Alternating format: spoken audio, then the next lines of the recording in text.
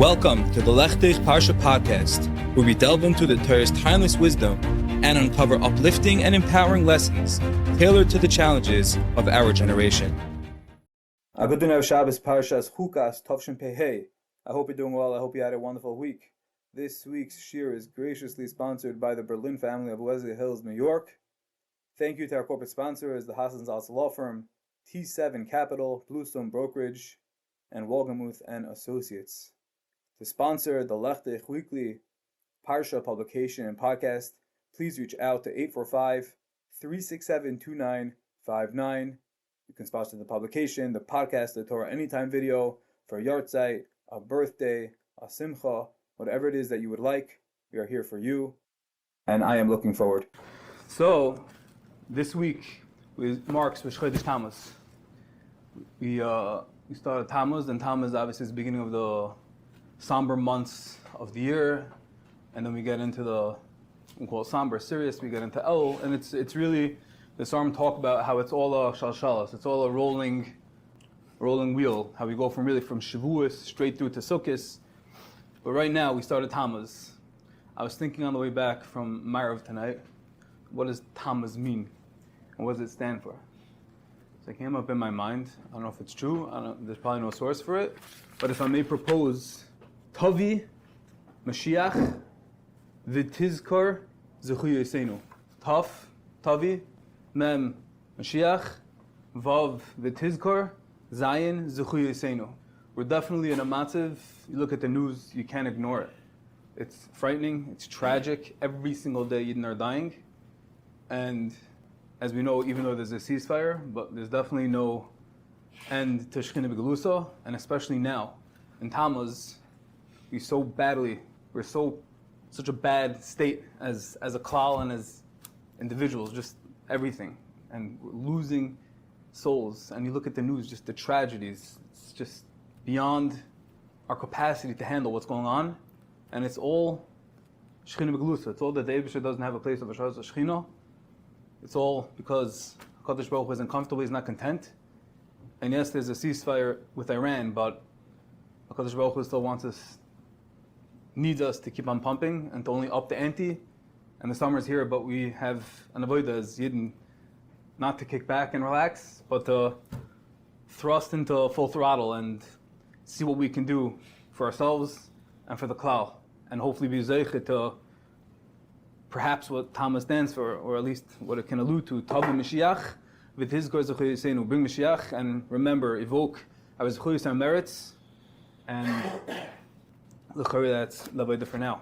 So last Shabbos I was in Monsey, and I was Gimel Tammuz. It was a perfect day to be in Yeshayna Shul, because Rabbi Jacobson, shout out to Tzvi, big chassid, Rabbi Wawa, if you see this, we have Tzvi Bennett over here, he's a big chassid of yours. I am too. And he spoke on Gimel Tammuz in Shayna Shul. He gave a quick Dvar Torah. But it was perfect. It was perfect. Some people, they just always say the right thing at the right time. And I want to share that with you. So it says in this week's Parsha, start off the Parsha, Parshas Chukas. V'yidaber Hashem al Moshe v'al Aaron leimar. Zois Chukas HaTorah, Asher Tziva Hashem leimar. This is the Chukah. Chukah means it's something that has no explanation. It's something that's not necessarily logical. It's something that we don't give rhyme or reason. It's a choik. What is that? Vikchu elecha Parah Adumah. Take for yourself a red heifer. Temima. It's pure. It's tamim. Asher im b'mum. It has no blemish. Asher loy aleh all. And what's the process? What do you do? It's for tumas meis. A person became contaminated. He contracted tumas meis. He got in contact with a corpse. So he has to be nitar. He has to be purified with the Parah Adumah process. That is, in essence, what the Parah Adumah is. It's completely red, it's unblemished, it was never used for work, and the Torah tells us that in order to purify, you take the Efer HaParah and you sprinkle it onto the contaminated person, and he becomes tahar. Now, you may or may not have heard, but this is one of the most fundamental kashas, one of the biggest questions asked, which highlights this choik. The Medrash Tanchuma asks, Omar Shlema Melech asks the kasha to understand what's going on over here with the Parah Adumah. Amarti achakma v'hi rechoik mimeni. I want to become smart, I want to understand, but it's far from me. Why? Amarti sheya chacham v'lo biyadi umahi rechoik mimeni. Parshas Parah Adumah. Shlomo Melech says, he testifies about himself, you want to know what I'm missing in my wholesomeness, in my being a perfect, a tamei, a pure and whole Talmud Chacham, a wise person. The thing that's missing that I don't understand is Parah Adumah. And what's the big kasha? What's the big issue? So says the Ramban that I don't understand that on the one hand, the Efer HaPara, the ashes of the para, are metaher the tamei, it purifies the impure. But at the same time, the Torah says, but the big problem, the Mount Everest, the kasha of the chayk, what we don't understand, and how Hashem made the system over here, is that on the one hand, it purifies the impure, and you sprinkle it onto the impure, and it becomes pure. But the Torah says at the same, on the other side of the token, that the one who prepares the Efer HaPara, he becomes impure, he becomes tamei. How can it be? If the Efer HaPara, the ashes of the para, they have the capacity, the ability to be mitaher, the person who's tamei. So how could it be that the person who's preparing it, he becomes tamei through touching the Efer HaPara? It makes absolutely no sense. Crash into a wall. We all hear the kasha? Good kasha. So I heard b'shem the Baal Shem. I heard and I saw two separate things, but I think there's really one. The first yesod that I saw, brought down b'shem the Baal Shem, is as follows. What's going on over here? The Torah is telling us a big yesod in this chayk, in this. We don't understand it. It seems like a concrete. We just smash out against what we can't understand. It makes no sense. How could it be that it's mitar the tamei, but it's mitame the tar? Says the Baal Shem. Number one, step one, is it's a message to all of us, to every yid. That sometimes a yid can think, a person can think, me, I'm good, I'm perfect, I'm wholesome, I have everything worked out, I'm tar. Says the Torah, a chayk. Says you got it all wrong. It's the tamei person, it's the impure person who recognizes and who's able to address and is comfortable with being tamei, with being impure. Only such a person can rise, can come out of his sulliness, can come out of his impurity. Such a person who makes himself susceptible to the Kedusha process, realizing that he's in a low place, realizing that he's impure, and he takes the Efer HaPara and he puts it himself, he can rise, he can become tar. But a person who says, I'm Mr. Tar, I'm Mr. Perfect, I'm Mr. No Imperfections, that person, the second he touches the same stuff, he becomes impure because he cannot realize the truth that we're here to work on ourselves, that we're here to grow, and he's stuck in this place of I'm perfect, I'm untouchable. And says the Baal Shem, the Torah is communicating through this chayk that if you're such a person, realize you have to take a step out and realize that we're all full of imperfections, we're all full of dirt, of schmutz, and if you're not willing to work on it, then you're always going to be a tamei. You're always going to be impure. But a person who wants to work, a person who wants to grow, he wants to come out of his impure state, such a person, when you throw in the meichatas, you throw in the Efer HaPara, he can become tar. That's the first you said to the Baal Shem. But says the Baal Shem another gedank, which is mamish tamuz. It's mamish what's going on in the world. Says the Baal Shem, that when it comes to ben adam lechaverei, when it comes to interpersonal relationships, interactions, there's two ways of going about. Walk into shul and a friend starts opening up to you and he says, you won't believe it, I'm struggling with my shalom bayis, I'm struggling with my kids, I'm struggling with my davening, with my bitachon, with whatever it is. There's two ways we can engage in this situation. Either we can say you're a nebuch, I'm sorry, and walk away and say go find a therapist, or we can open up our ears, give him 2 minutes, realize that there's someone in pain, not just sympathize, but empathize. Sympathize is just realizing there's an issue. Empathizing is being with him in the issue. And this can apply to your friends, it can apply to your wife, it can apply to a mashalach at the door. What the Torah is mandating, what the Torah is communicating through this chayk, is it's telling us that if you want to help other people, you want to be a true friend, a true chaver, a true ben Torah, don't sit high on your pedestal and say, I'm Mr. Perfect, same idea. I'm untouchable, and I can hear you, but I'm not going to actually get involved on a granular level. I'm not really going to hear. I'll sympathize, but I'm not going to empathize. Says the Torah, we learn out from the Parah Adumah, we learn out from this paradox of tar and tamei, tamei, tar. The Torah is telling us that if you want to help your friend, you want to bring the Parah Adumah, you have to become tamei as well. So he's going to become tar, the impure, the person that was contracted the tumah, he became impure. But you want to be mitarim, bring the Efer HaPara, and you're going to be mitarim. But you, A condition to being mitar someone else, to helping someone else, is that you also have to become tamei. You also have to get down in the dirt. You have to get in the mud. You have to be there with him, not just sympathize, but empathize. And that's the avodah of the Parah Adumah, says the Baal Shem. That's what the Torah is communicating to us, and especially as it comes to Chodesh Tammuz, and as we get to Av, with the Torah, with the Beis Hamikdash was Loicharva, only because of Sinas Chinam, we have to increase, we have to do whatever we can for Ahavas Chinam. And Ahavas Chinam doesn't just mean, okay, I'll give you $100 and get out of my face. There's a guy with a problem over here. There's a guy with pain. There's a guy with whatever it is that he's struggling with. It's our wife, it's our child. Open up your ear. See what they're saying.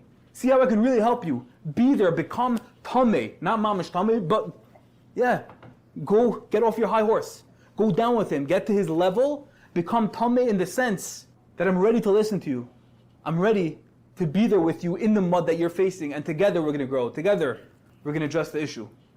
To finish up, there's an incredible ma'aseh that Huawei said over. Huawei, there's this yid whose name is Moshe Tzur, and what happened was he was fighting in the 6-Day War, and he and his unit received packages from the Lubavitcher Rebbe. In the middle of the desert, all of a sudden there was a huge box with tons of packages for the Chayalim fighting back in 1969, and this Yid, Moshe Tzur, wasn't affiliated at all at the time. He's thinking to himself, like, what's going on? This great rabbi in Crown Heights, he cares enough to send the entire unit in the middle of the desert a package to show his love. Like, I don't understand, but he put it away, he enjoyed it. It was Purim time, and it said Chag Sameach from the Lubavitcher Rebbe.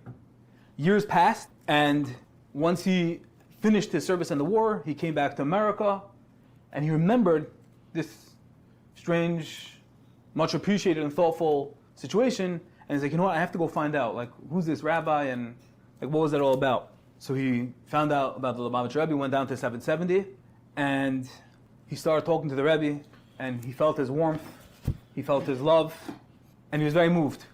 And he said to the Rebbe, he said, okay, like, I'm really, like, I'm so appreciative, and like, this means so much to me, and I want to tap into my roots, into my heritage.